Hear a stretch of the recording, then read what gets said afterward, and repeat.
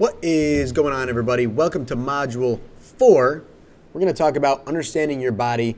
We're going to talk a little bit about metabolism, a little bit about your body composition, and why that's all important. So, I'm going to start sharing my screen here, and we're going to get right into it. So, body composition, understand the different components of body composition and how they relate to weight loss. So, essentially, your body composition is exactly what it sounds like. It's what is your body actually composed of.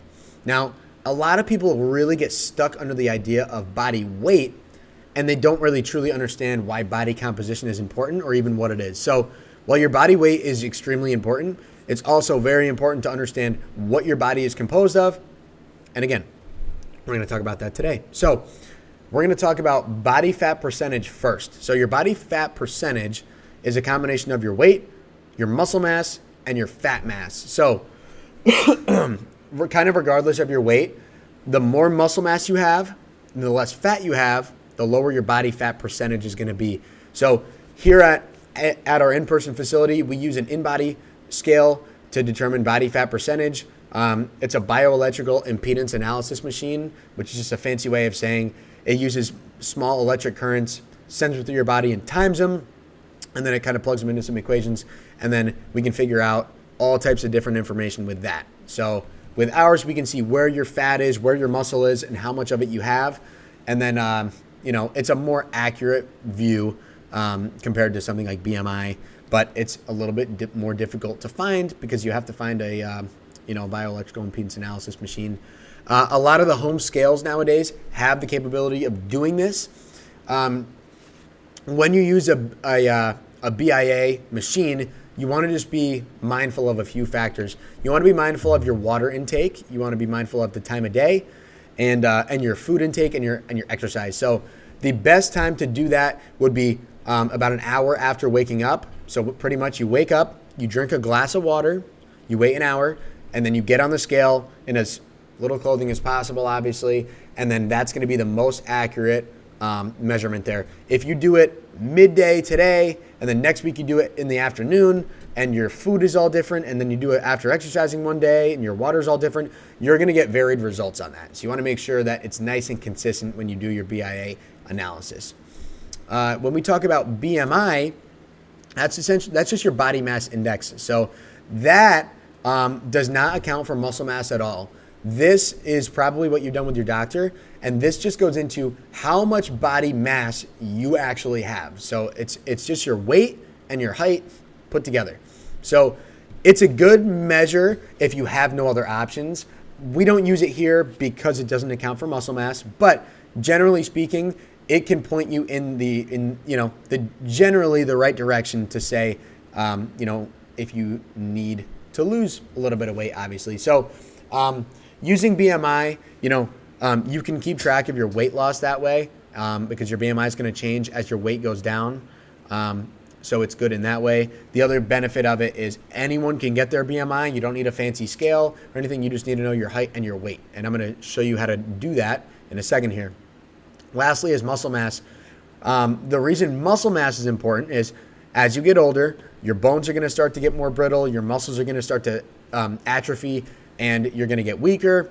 And remember, that means you're less functional too. So muscle mass is super, super important for so many different reasons. Functionality aside, it's just going to keep you feeling good, but also it's going to help your metabolism. So the more muscle mass you have, the higher your metabolism is at rest. So again, later in this unit too, we're also going to talk about your basal metabolic rate, and that's pretty much determined by your muscle mass. So when a person has more muscle, their basal metabolic rate, which is their metabolism, increases throughout a 24-hour period. So just say, for example, you have a person that has 70 pounds of muscle. Well, their metabolism might be burning, 1,300 calories in a 24-hour period just to maintain that muscle mass. Whereas you have someone who has 40 pounds of muscle, and they might only be burning 1,000 calories in a 24-hour period, which means that they're going to have to burn more or eat less, obviously. So having more muscle means you're going to burn more calories in a 24-hour period by doing nothing. Also, having more muscle mass is obviously going to keep you functional. It's going to keep you feeling good. it's going to allow you to live life better, right? Also, in gaining muscle, you have to lift weights. And when you lift weights, it makes your bones strong, it makes your joints strong, it makes your tendons and ligaments strong. Then it allows you to just do what you need to do and have your freedom. You don't need to ask for help to do things. I have a couple clients who are in their 60s, and man, they run their office. They say that the guys in their office can't put the giant water jugs, when you kind of flip them upside down and put them in the water dispenser. They don't do it. So my 60-year-old clients, she lifts that water jug right up and boom, puts it in the thing. No problem, right? So that's where that strength comes in, because she strength trains, 2 to 3 times a week. How does body composition affect your overall health and metabolism? So we just talked about that before. The lower your percent body fat is, the better off you're going to be, because it's less strain on all your organs. And then also the higher muscle mass you have, the faster your metabolism is going to be. So let's talk about getting your own BMI. So we're going to use the CDC BMI calculator to figure this out. So I'm going to exit my presentation here and move over to the BMI calculator. So when using the BMI calculator, you literally just type in BMI calculator on a Google search, and the CDC comes up like second. So I'm just going to use mine for an example, and then I'll tell you guys why I don't like it afterwards. So I am 5 feet 9 inches, and I weigh about 180 pounds. It's as easy as that. I'm going to calculate. Now you can see here, I'm 5'9", I'm 180 pounds. My BMI is 26.6, indicating your weight is in the overweight category for adults of your height. BMI is a screening measure and is not intended to diagnose disease or illness. For more information, visit aboutadultbmi.com. Right? That's kind of hard to say. So you can see right here the standards for my height. 18.5 and below would be underweight. A healthy range is 18.5 to 25, and then 25 to 30 is overweight, and 30 and above is obese. So this is a prime example of why I don't really like using BMI, because my body fat percentage is only about 10%, which is in the extremely healthy category. I'm very fit. I get 15,000 steps a day. Obviously, I'm a coach, so I'm on my feet all day. I'm doing strength training 5 days a week, and I'm staying active every single day. I am by no means overweight at all, but I have almost 100 pounds of muscle on my body that this is not accounting for. So that's why this is a little bit skewed, because, like I said, I'm not overweight at all, but according to BMI, I am. So you want to take this with a grain of salt sometimes, but if you don't have access to a BIA measurement device, this will be a good way of tracking your progress objectively. So you can see that your BMI is actually decreasing. Then you can scroll down here and learn a little bit more about BMI and how it can be a good tool. So let's get back to the presentation here. Metabolism basics. So we're going to learn about metabolism and how it affects your body's ability to lose weight. So again, like we talked about before, basal metabolic rate is your metabolism. It varies between people. Excuse me. And the reason it varies between people is because of their muscle mass and their age. But your muscle mass almost exclusively determines your basal metabolic rate. Genetically speaking, there aren't too many differences in metabolism. Most people have within 300 calories burned per day of each other. So, you hear a lot of times people say, oh, you just have a fast metabolism, or my metabolism is slow. Generally, what they're actually talking about is their daily output. So metabolism almost doesn't change much. Obviously, we want to increase it by gaining muscle mass, but it generally doesn't severely impact a person's weight loss. But what does is your output throughout the day. Like I always talk about, getting your steps in. 10,000 steps a day, you're going to be having a faster metabolism, people are going to think, compared to someone who gets 4,000 steps a day. Just generally speaking, the more output you can get in a day, the better. That doesn't mean you have to be lifting weights all day, but getting up off the couch, instead of being on the couch for like hours and hours, split those long bouts of sitting with a little bit of exercise. You know, if any of you know Mark Bell, he really talks about the 3 10-minute walks. You know, 3 10-minute walks is just as good as 1 30-minute walk. So breaking it, you know, if you're going to sit on the couch for a few hours at the end of the day, breaking that up with 10-minute walks. You know, one of my clients was telling me the other day, he was watching, you know, like a Syracuse basketball game or something, and every time it went to commercial, he would get up and just walk. He's walking up and down the stairs, walking around his house, and he's been absolutely crushing it. He's been losing 3 to 5 pounds every single week. So anyway, you want to increase your output. Factors that can influence metabolism, such as age, gender, and muscle mass. So we talked about the muscle mass. Obviously, as you get older, your metabolism is going to slow down. And just generally speaking, women are going to have a slower metabolism than men just because of the hormone difference there. And a lot of times the muscle mass difference. But as you get older, that's another reason why it's super, super, super important for you to continue lifting weights. So you can keep your muscle mass high and you can keep your metabolism high and also just keep that output going.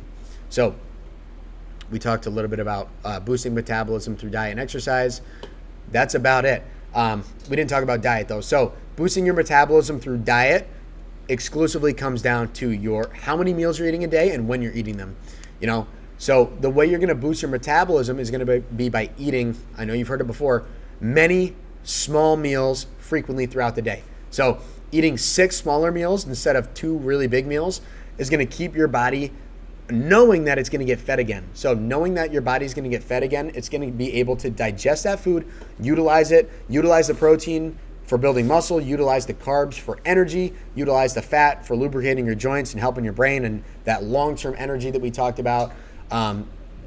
As opposed to if you only eat a couple times a day, or if you eat, inconsistently, your body's more likely to just hold on to that. So even if you are eating healthy food, when your body's not expecting to get fed again, it's going to hold on to that.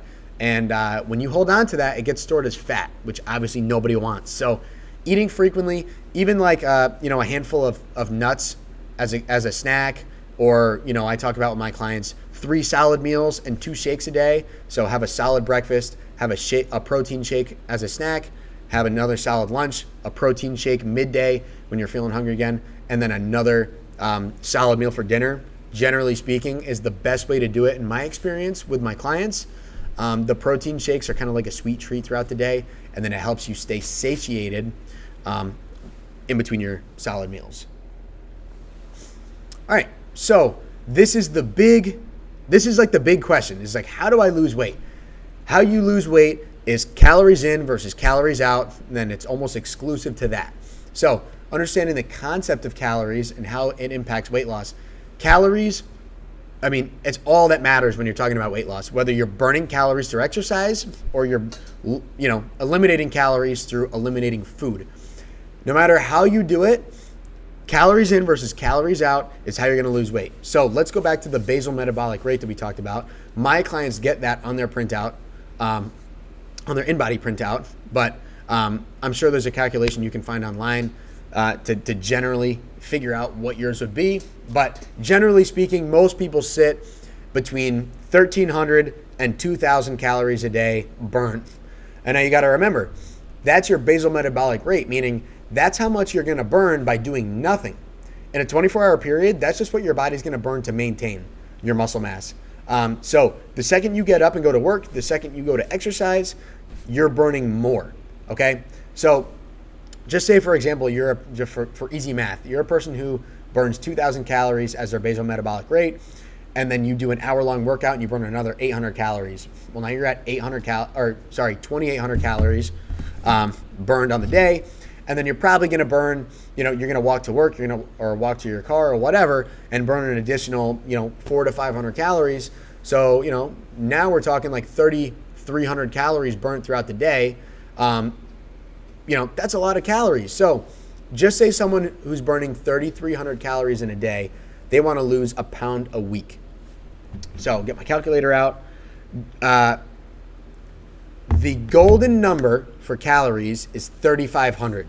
Now you can see over here on the workout plan here, this is the workout plan, excuse me, that I work on with you guys and work on with my clients is we want to burn 3,500 calories each week.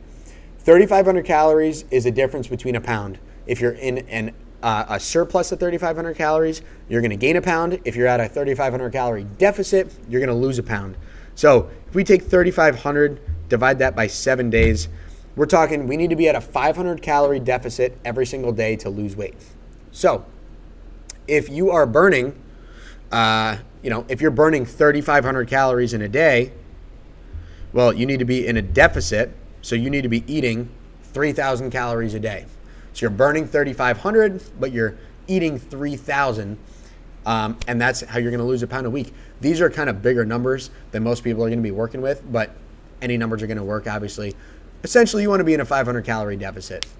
That's the way to do it without, we did talk about exercise. So that's with exercise that you're going to be doing that. But again, 3,500 calories deficit is what you're shooting for. Generally speaking, anything over that is going to be pretty extreme and could start hindering your energy and making you cranky, and even could be burning your own muscle mass. So you want to be careful when you're doing any more than that. Looking over here, calories burned per workout routine. These are general exercises that people are familiar with and how many calories about they're going to burn. So you could see like our private training in person here, generally speaking, for 60 minutes of a hard workout, you're going to burn 800 calories. You can see a 45-minute group training is going to be about 600. A high-intensity group class like spin, kickboxing, TRX, 30 minutes is going to be 350. A regular group class like body pump or Zumba, Insanity or anything like that, going to be about 300 calories, again, for 30 minutes. Moderate cardio, that's like a decent jog where you're breathing heavy. Same thing on the elliptical and the stationary bike. Your legs are burning and you're breathing pretty heavy, 250 calories for 30 minutes. And then walking or an easy bike, 125 calories for 30 minutes. So you can see, your low intensity cardio, like you're walking, it's not burning that many calories. So when you're only doing something like walking, you really got to be strict on your diet, making sure that you're accounting for that 500 calorie daily deficit in your diet for the most part. So we're going to get more into this on the last lesson of the unit, where we actually go over your blueprint plan with you. So we'll walk you through how to fill this out and what's important with it and how you can modify it for you. And at that point, we'll talk about how to set your workout schedule, and we'll talk about some different areas you want to focus on, ideal days off, and then we'll try to get you to that 3,500 calories burned per week to lose that pound. Strategies for achieving a healthy energy balance, such as portion control, regular physical activity. So yeah, like I talked about, we're going to talk more about that in lesson 6, creating your action plan. But remember, just generally speaking, a well-balanced diet, where you're eating smaller portions more frequently, you're exercising daily, but you're also just increasing your daily output by breaking long bouts of sitting with some sort of movement. It doesn't have to be a body pump class, it could just be walking. You could just be doing some jumping jacks or push-ups at your desk, or just getting up from your desk, taking a 5-minute break, just going and moving your body. That is how you are going to lose weight and keep the weight off in the long term. It's by staying active throughout the day, staying consistent with your meals, and sticking to the plan that you make. All right, we're going to talk now about hormones, weight loss. Hormones and how they attribute to weight loss, I guess. Learn how hormones can affect your weight and strategies to balance them. So the main hormones we're going to talk about are insulin, cortisol, and estrogen, and weight regulation. So if you're watching this, you're probably 35 and up, mom or woman, and the biggie for that is going to be estrogen. So if you are not in your mid-50s, this won't affect you too much, but as you know, around that time, you're going to be premenopausal or during the menopausal time. Your estrogen is going to be going crazy in a decrease there. So generally speaking, what happens at that time is, being that your estrogen starts to decrease, your metabolism is definitely going to slow down. You're going to develop a little bit more belly fat, and it's going to be just harder to get that weight off. So in those periods of time, it's going to be that much more important to regulate your other hormones like insulin and cortisol, which we'll talk about. So there's nothing you can do about your estrogen there, really. I mean, aside from regulating your other hormones as well. So we're going to talk about that. So insulin, everybody knows insulin helps you digest carbohydrates. But the biggest thing with insulin that a lot of people don't know is how much of an effect it has on your overall body. So say, for example, I would say the general person would wake up and have maybe a bowl of cereal or a bagel for breakfast. What that's going to do is those are simple carbohydrates. So they're going to spike your insulin way up high. Your blood sugar is going to go way up, and your insulin is going to have to hit that hard. So your blood sugar is going to shoot way up because of the simple carbs. Your insulin is going to hit it, and then it's going to dump you way down. So you're going to get a boost of energy, and then you're going to crash right when you get to work, and that's when you need your coffee. So not only does it affect your energy throughout the day, but it affects your mood. It affects your productivity. It affects your relationships. Really, it affects everything. So when we talk about your meal plan in lesson 6 here, the meal plans are designed to control and regulate your insulin levels. Now, not to say that carbohydrates are bad for you, but you want to make sure you're picking the right carbohydrates and eating them at the proper times so that you can have a steady insulin response throughout the day, steady energy, focus, and you're not going to be spiking things. So we're going to talk about whole grains. We're going to talk about things like obviously avoiding the bleached breads and the sugars and things like that. But we'll get more into it later. But generally speaking, your whole grain breads, like your seed breads and your rice and things like that, and your potatoes, those are going to be your better options that are going to keep your blood glucose levels nice and stable. So you're just getting mini adjustments in there, and you're not getting spiked and dumped. You're pretty just stable throughout the day. Cortisol, most people know cortisol as the stress hormone, and it totally is. So cortisol can be affected by your insulin response and your estrogen. But the reason cortisol is such an issue for most people is because they're stressed. So when you can't regulate your stress, your insulin or your cortisol goes up. And cortisol, the best way I can describe it is most people learn in science class about the fight or flight response. Well, the fight or flight response is an emergency response that's designed to save you in a life-threatening situation. So like a fight or flight, your cortisol gets spiked through the roof, your adrenaline gets spiked through the roof, and what happens is it's just a major stressor to your body. So those hormones go up, but a lot of people don't really remember is that all your other processes shut down. So your digestive system doesn't do its job because it doesn't need it. Your metabolism shuts down. You're not going to be building muscle.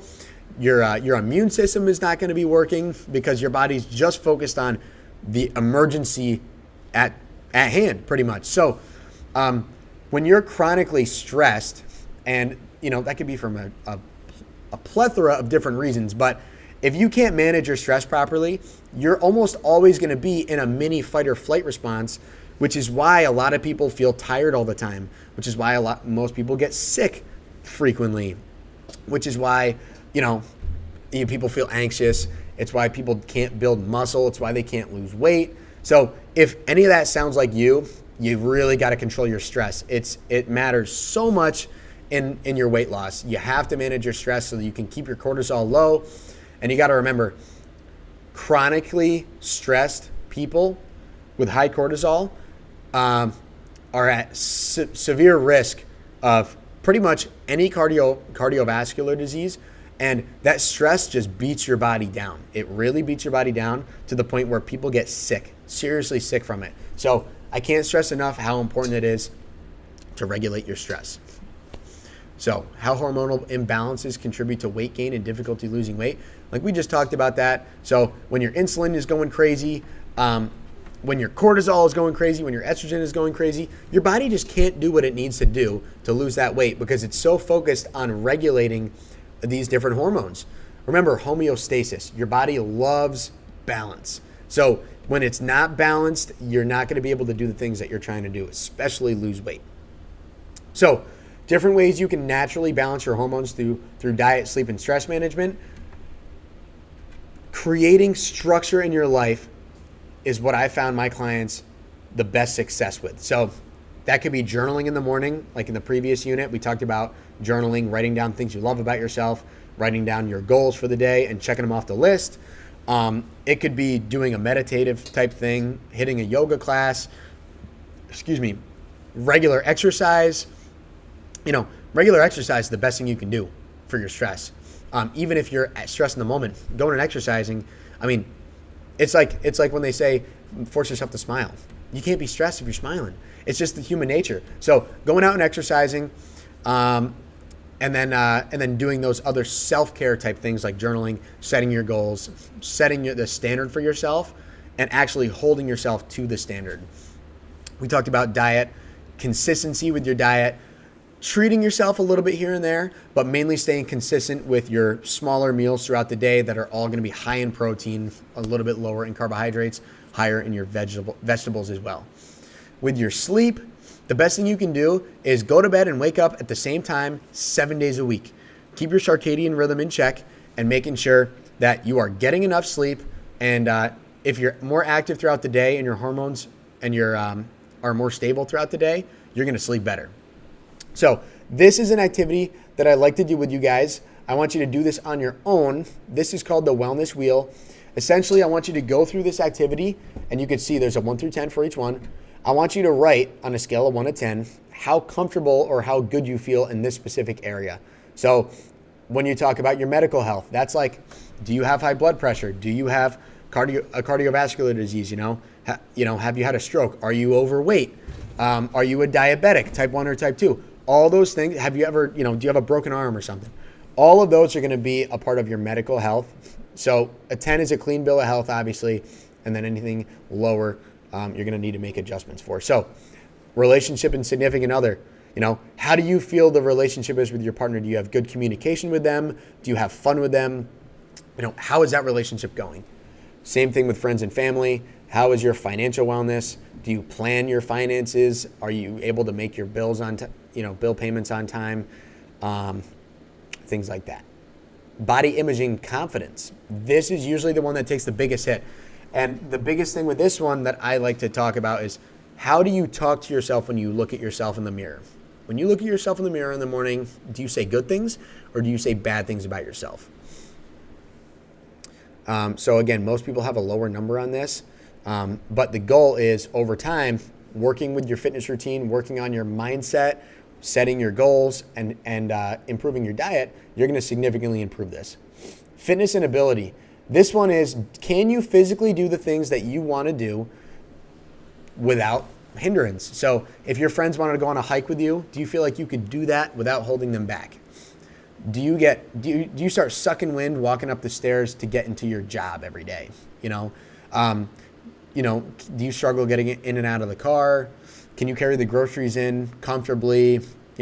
If you had to, if you needed to do something, like some people have wood burning stoves. If you had to go stack wood or carry wood to the wood burning stove, would you be able to do it? Would you be able to mulch your garden, and not be put out for the rest of the day? Hobbies and social life. So, do you get to have fun? And how does your physicality limit you on that? Do you get to go do the things you want to do? Do you get to go spend time with friends and family? And lastly is going to be spirituality. How do you feel your spirituality is? If you're not religious, this could be another self-talk section here. So again, how do you talk to yourself? How do you feel like your spirituality is? When you finish filling out all of these sections, you're going to connect the dots and draw a big circle. Remember, like we talked about before, the peaks and valleys on this chart represent stressors in your life. So the more peaks and valleys you have, so the more dips in there, the more likely you are to have, things like hypertension and just chronically high cortisol levels in your body. So, the more peaks and valleys you have, the less likely you are to be losing weight consistently. And this will give you a good idea as to where you should be focusing on improving so that you can lose weight and be happy. And then the goal is to do this again in a month and obviously improve. Listening to your body. Discover the importance of listening to your body's hunger and fullness cues for weight management. So intuitive eating and its benefits for overall health and weight management. Essentially what this means is if you're full, don't eat anymore. Eat until you're full. Don't stuff your face. Just eat until you're satisfied. And if you don't finish your meal, you don't finish your meal. Firstly, you should be focusing on eating your protein. Then we're going to get into the veggies.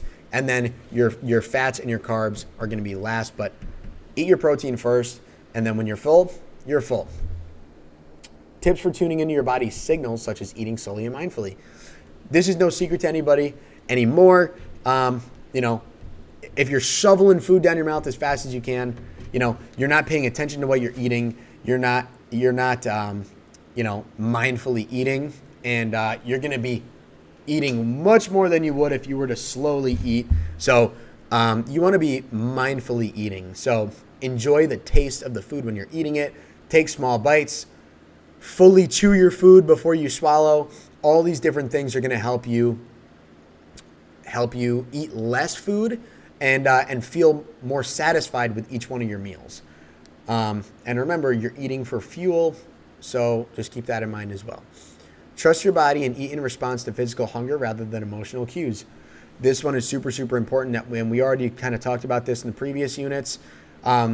Using emotional cues to eat is like stress eating is a very bad habit to get into, and you can totally get out of it by keeping the stimulus the same, which would be whatever stressful situation you have, and then changing the habit. So stimulus being, I had a fight with my partner, and now I want to eat. So instead of eating, you could have a fight with your partner, and when you get that stimulus, go do something else. So get that stimulus, and even something as simple as just going for a walk, or going to the gym and exercising, or going to your journal and journaling. Those are going to distract you from the food, and they're going to be, positive habits to get into during these stressful times. And then again, when you're hungry, you should eat. The more frequently you eat, the more frequently you'll be hungry. And remember, being hungry is a good thing because it means your body is actually utilizing the food for what it's meant to be used for. So let me go ahead and cancel this out really quick. Jump back to here. Guys, that is all for this unit. We're going to talk a little bit more about this stuff in detail in the future. The next unit is super exciting. This is where we're going to set up your blueprint. Guys, this is setting up your game plan moving forward. So we're going to set up your meal plan. We're going to set up your exercise routines. We're going to set up all your goals and make sure you are set to go, full steam ahead to see those fitness results. I'm super excited. I'll see you guys in the next lesson. Let's go.